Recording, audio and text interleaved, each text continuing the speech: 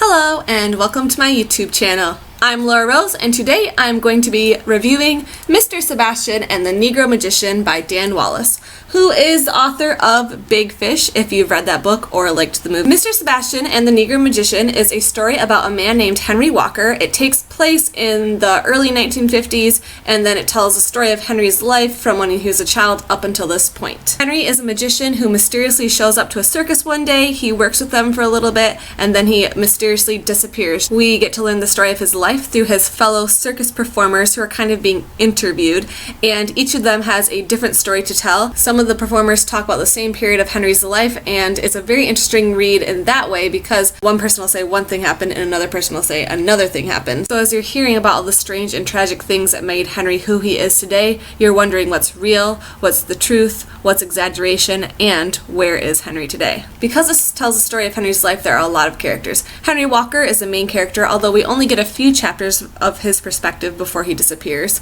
and then we see everything that happens to him through a different person's eyes. As a little boy, his family lost everything in the Great Depression, and then his mother died soon after. His father and his sister and him moved into a hotel where his father worked, and there he meets Mr. Sebastian. Mr. Sebastian teaches him magic tricks and makes him promise not to tell the secrets of a magician, and Henry holds on to this magic and these card tricks for dear life. It's his only relief in the world around him that he can't control. Then tragedy strikes again. Mr. Sebastian disappears and Henry blames him for everything that happened. Henry spends the rest of his life performing magic on and off and looking for Mr. Sebastian so he can get his revenge. We also see Henry's father, who goes from a great man to nothing. He becomes a janitor, he loses everything, he becomes a drunk, and Henry loses a lot of respect for him. This just makes his father try harder to be respected by him, and that makes it even worse, and the relationship deteriorates greatly throughout the book. Hannah is Henry's little sister. She is the first love of his life, and everything that happens to her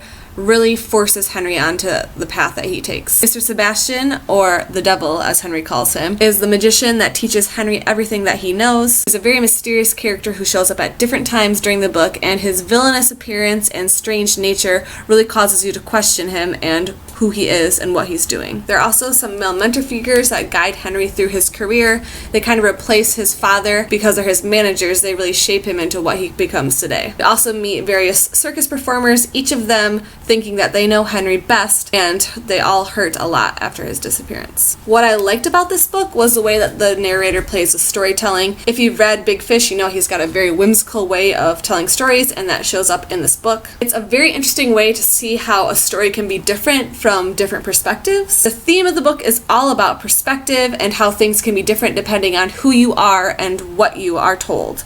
So in one chapter we see it one way, and another chapter we see it another way. It causes you to question the truth and what is good and what is evil, and makes you think about morals. Another theme is revenge and how not letting go of something can change your whole life and maybe not be very good for you. I did like the unreliable narrator, but the ending of the book is a little vague. It kind of makes you question it. It makes you think about what is real, what is not. So if you like that kind of book where you're kind of left to chew on it, mull it over, and figure out what really happened, I think you would love this book. I personally did not. That's not the kind of book that I like. But I'm not going to say that it's a bad book because of that. I can still kind of respect the writing, and I know why people like it because it's a very interesting tale. What I didn't like, though, about this book were that some of the major plot points were brought on by extremely bad decisions.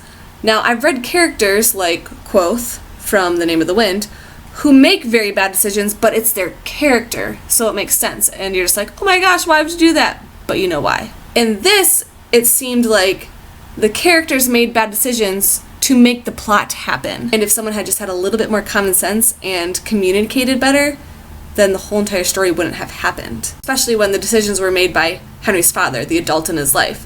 And the author did try to portray him as a drunk who falls into this deep hole of depression and whatever, but I didn't believe it. The things that he chose to do and the things he didn't talk to his son about drastically changed the book, but they seemed too far-fetched for me.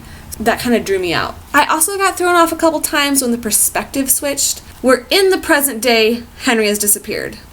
We're talking to his circus friends, and they tell the story about the past. But it all happened in one chapter, so the transitions could get messy. Like, I'd be like, wait, where am I right now? Also, the chapters got really long. He was trying to make these really cool characters, but then I'd be stuck in their head for what I felt like was much too long of a time. The tension wasn't holding up well enough for me to move quickly through the chapter. Overall, I think the story is really intriguing and that the author did do a good job. I was surprised a couple of times, and it's got a lot of stuff in it that I haven't ever read before. I would give this a 3.75 stars. It's not quite a 4 for me, but I think some of that is just because this isn't my kind of book. If you think this sounds good, you should check it out. That is Mr. Sebastian and the Negro Magician by Daniel Wallace. If you've read it, let me know what you think below. Alright guys, thank you for watching. I hope you enjoyed the review. I'm so glad to be back on the reading train. I had to take a break from my TBR pile, and although this book wasn't my favorite, it really has got me back into reading, and I've already finished a book after it.